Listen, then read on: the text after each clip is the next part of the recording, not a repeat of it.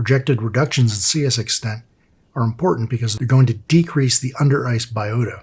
They're going to change the spring bloom in the marginal zone, and this ultimately affects all levels of the food chain. From the diatoms you see growing underneath the sea ice here, to the krill that pick those diatoms off, ultimately to the whales that eat the krill. And as you'll see, the penguins eat the krill as well. The result is marine mammals and birds all have life histories that tie them to specific breeding sites and times. These will be severely affected by shifts in their foraging habits and migration of prey species. So when the prey goes, the predators go. Now we've been monitoring the biological activity under sea ice. You can use contraptions like this that capture falling diatoms, for instance, and measure the changes in seawater chemistry associated with this biological activity. So we took a look at what's been happening to penguins over the last 40,000 years. Initially, we thought we might get a 10,000-year record. We were pretty surprised to go back this far, well into the Pleistocene. And this is a story of the anthropogenic effects, surprising knock-on effects of the activity of people that are going to turn out to influence the behavior of these guys and girls. Okay. Kuhn has left the room. Should be a little quieter in a second. Okay, so these are Adelie penguins, one of the 3 species of brushy-tailed or Progoscillus penguins that are found throughout the Antarctic region. So what we observed by looking at isotope values of eggshell remains recovered from rookeries that are extant or abandoned. And we looked at 3 species in total. These are Adelie, chinstrap, note the chinstrap, and gentoo. I don't think this is called a gentoo. 3 closely related species of penguins. We want to look at the history of these species as individual species and in terms of numbers of the individual species.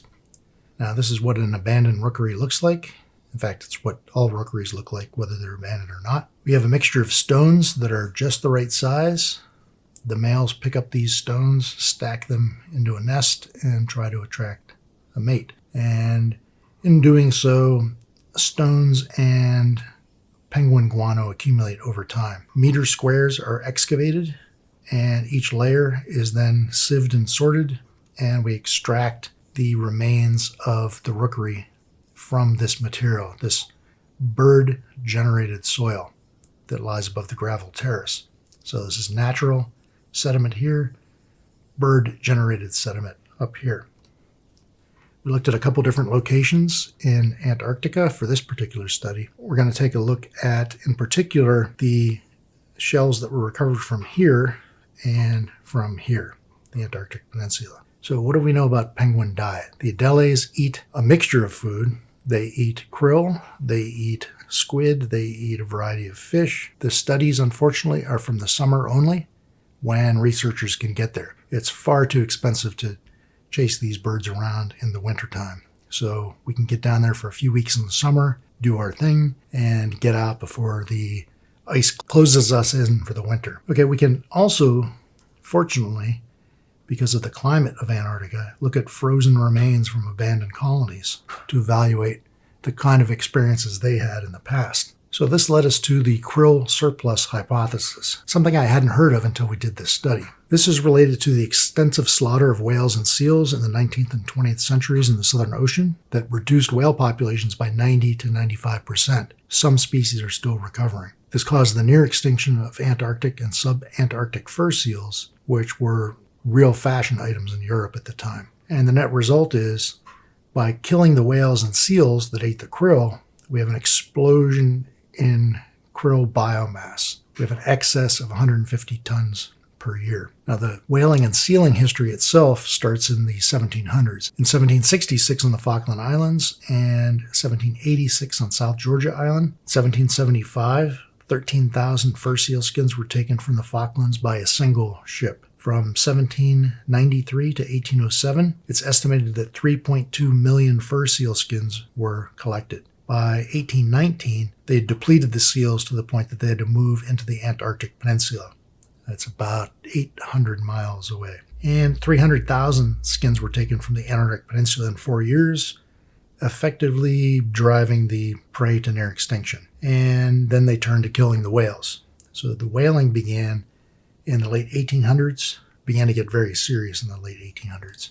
locations here. This is Gardviken on South Georgia Island. This is a whaling station that was established in 1904. And all around places like this, you can see the remains of whales on the beaches.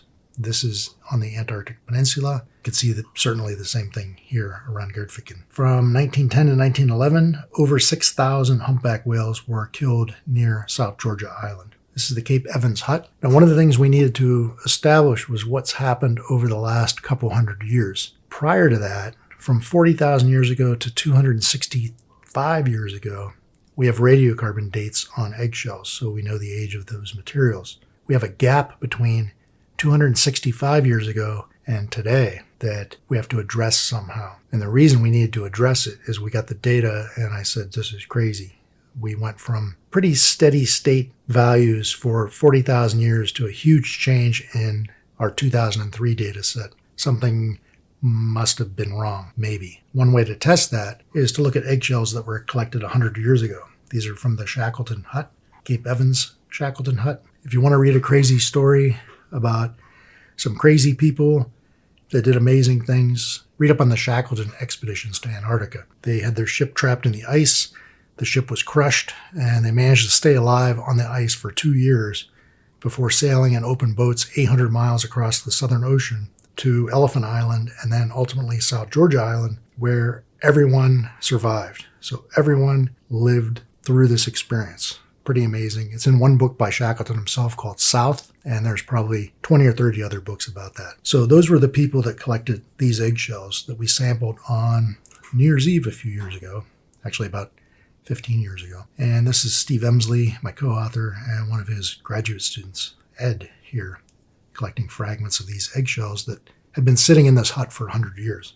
What did we find? The carbon evidence, so as I mentioned a minute ago, pretty much steady state for 40,000 years, and then bang, we have a huge decrease in the carbon isotope value in the modern. We went to that hut, collected some eggshells that were 100 years old, and they look like the modern as well. So whatever happened to the penguin's diet happened somewhere between 265 years ago and 100 years ago.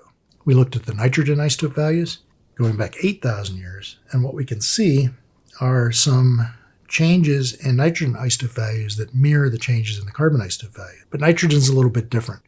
It's a better indicator of diet, perhaps, than carbon, in some ways at least. So we have a couple prey items here. This is ice fish, this blue. This is dragonfish and emerald rock cod. These are 3 fishes that the penguins consume. And then we have krill sitting way down here. So krill, being lower on the trophic level, lower in the food web, has a lower nitrogen value, around 5.5 or so, compared to 12.5 or 15 for some of these other prey items. So we see the penguin nitrogen values transitioning towards krill. So that holds together. So the fossil samples are all here, indicating they're eating principally fish. The historic samples indicate a transition is occurring. And then the modern samples, the moral of this story is we went south to kill the whales for makeup and watch oil and lantern oil. Whale oil burns very clean. It's not sooty like kerosene. So people preferred that in their lamps. That's what we're killing the whales for. Fat, and also baleen. The filtering structure in their mouth was used to make women's clothing, corsets in particular. So we kill the whales and the seals for fashion, and the krill population explodes. The Adele switch to eating krill. Then we bring the whales and the seals back, and we institute a huge krill fishery. Again, for cosmetics. In this case, it's the krill rather than the whales. And the result is the Adeles get used to eating krill, and then we take it away. And their population crashed 50 to 70% in some locations in the Antarctic Peninsula. Gentoos seem to be doing just fine. I call them the teenagers of the penguin world. They'll eat anything. They don't care. Subsequently, they take advantage of the real estate that's opened up by the disappearance of the Adele. Chin straps have a different kind of biology, so they're affected by the krill changes, but not as much as the Adele, not as little as the Gentoo. So we're going to see a change in sea ice, a loss of sea ice in the Arctic Ocean, where perhaps 60% could go away. And this is going to lead to new navigation routes. People are going to start taking shortcuts through the Arctic Ocean, through the Canadian Arctic Islands, instead of going south to the Panama Canal and paying $1 million a ship to get through the canal to cut off going all the way around South America. Now, saving money is something everyone's looking to do. The problem is running these ships containing who knows what through the Arctic Islands is going to result in many accidents, many wrecks, many spills. And who's going to pay for that? Is Canada going to clean it up because it's Canada? Or is the country that caused the problem going to clean it up because they caused the problem? There are already legal teams in place around the world to deal with this stuff. So we're going to see a change in the thickness of the permafrost. Now, this has multiple knock-on effects. We see maybe oil and mining industries collapsing or suffering because of the decline in permafrost. But you also have the melting of enormous amounts of frozen carbon, peat, for instance. Once that peat thaws out, it becomes prone to methanogenic bacteria, and enormous amounts of methane are going to be released from permafrost around the world. That's going to significantly increase the greenhouse effect and any global warming that we're driving. So this permafrost, this is about 10 years old, so it's not a particularly good map, but it gives you an idea how this continuous permafrost is going to become discontinuous blotches of permafrost. And this isn't in the distant future, it's in the near future. This is going to lead to a change in Arctic biota. The warming should increase biological production, but the effects of increased precipitation on biological production are unclear. Many species of plants and the animals and biota, microorganisms, for instance, associated with them, are going to move north to higher latitudes in both the northern hemisphere and south to the higher latitudes in the southern hemisphere. Animals that are dependent on sea ice, such as seals, walrus, and polar bears, will face some serious challenges. We've been looking at a polar bear study recently that indicates they're transitioning to eating more snow goose eggs. A snow goose egg is about 3 times the size of a chicken egg, and it's got the nutritional equivalent of a stick of butter. So this isn't ultimately good for the polar bears to be transitioning to more terrestrial diet. Dude, did you have to chew that here? Sorry about the bone crunching. Arid, semi-arid, and dry subhumid areas include those lands where the ratio of precipitation to potential evaporation, the PET, ranges from 0.05 to 0.65.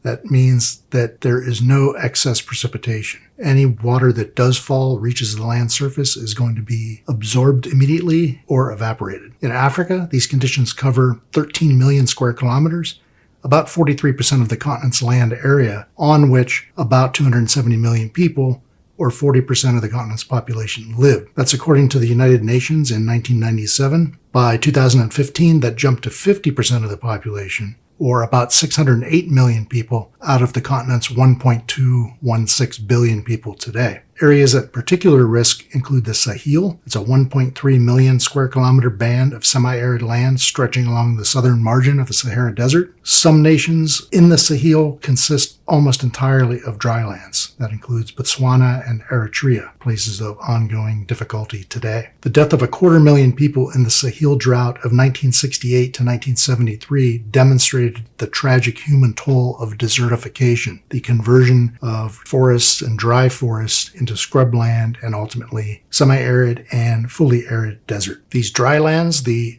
arid and semi-arid and dry subhumid areas, account for about 70% of the cropland, 66% of cereal production, and 80% of livestock holdings. There are also hotspots of natural disasters, social conflicts, and poverty. In particular, about 75% of Africa's poor people, living on less than $1.25 a day, live in countries where people living in drylands make up more than 25% of the total population. So these are areas that are primed for a disaster, and now we're going to throw in the possibility of getting rich from oil in some countries like the Sudan to make things even worse. Now we're going to move into the 1980s. We should have known better. We should have known that things were going to go horribly wrong once again. In Ethiopia, again in the Sahel, this led to a catastrophic drought in the early 1980s.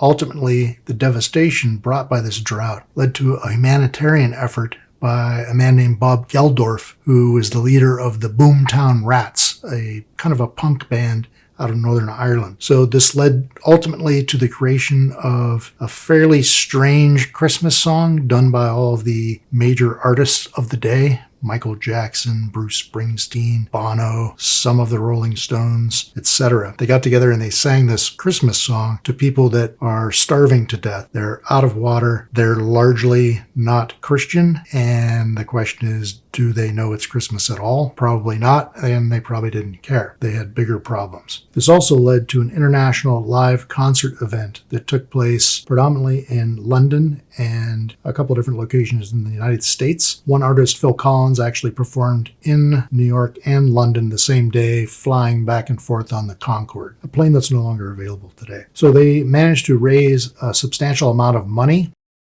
In the 1990s, things remained socially, commercially weird, just like the 80s and 70s and every decade before. In South Korea, the economic boom continues, while in North Korea, a famine hits. North Korea suffered some of the worst floods of the century in 1995. These floods came back in 96, and this was followed in 1997 by high temperatures and severe drought. Also in 1997, in August, Typhoon Winnie destroyed the coastal areas of the country and devastated the coastal rice paddies, making conditions even worse. This is on the order of the famine that was seen in the Soviet Ukraine in 1933.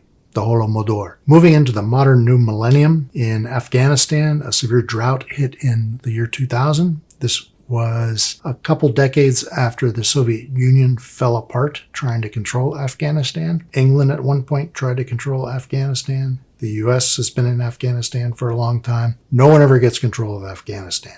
It's known as the Great Game, in fact. So this severe drought led to a destabilization of an already tenuous government that had been established after the Russians left. And ultimately, this destabilization can lead to the rise of other political idealisms, such as the Taliban. Al-Qaeda became more prominent, more effective at this time in Afghanistan. In Northern Ireland, the continual economic decay has led to a recurrence of social decay. Northern Ireland used to be the rich part of Ireland. That's why the Brits kept it and gave the other counties back to the Irish Republic. Now, Northern Ireland is a place that the Irish Republic doesn't necessarily want back because they would inherit all the trouble that was caused by the long-term occupation. Much like Eastern Germany wasn't all that desirable to Western Germany when they had the chance to get back together again. What do we have to look forward to in the future? Well, in the last decade,